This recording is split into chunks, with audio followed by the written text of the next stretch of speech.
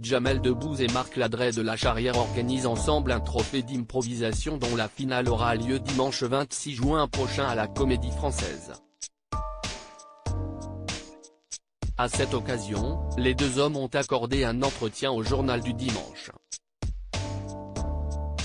L'occasion de découvrir que l'humoriste a reçu un véritable coup de pouce, lorsqu'il s'est trouvé dans une mauvaise passe financière. Ainsi le milliardaire ne l'a pas laissé tomber: « J'ai aidé Jamel à une époque où il traversait une mauvaise passe.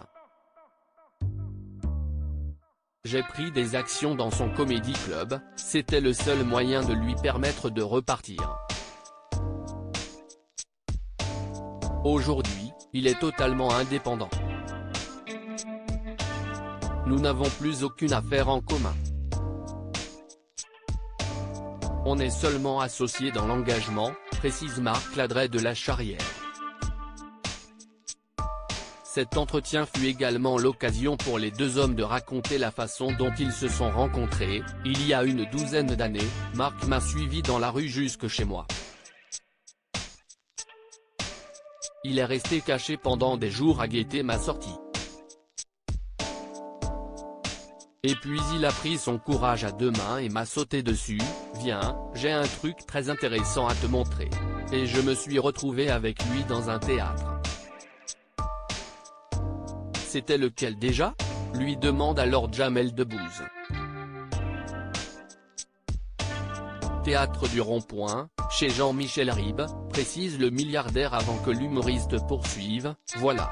Là, il me dit, j'ai une fondation qui s'appelle Culture et Diversité pour aider les jeunes de banlieue. Marc Ladret de la Charrière, avec Jamel, on s'est tout de suite bien entendu ainsi, une belle amitié a démarré, je me suis dit, tiens, si est un beau nom pour défiscaliser, ça doit encore être un roublard. Je me retrouve donc au rond-point, où une moitié de la salle était remplie par des gamins du 93 et du 78, l'autre par des patrons du CAC 40, et au milieu se trouvait Jacques Chirac.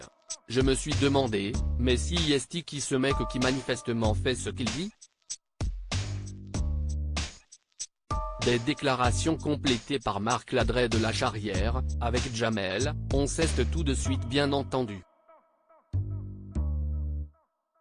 Dans les médias, on me présente toujours comme un milliardaire, mais jamais comme un entrepreneur qui a commencé modestement en étant surveillant pendant 4 ans dans des collèges difficiles de Seine-Saint-Denis pour payer ses études.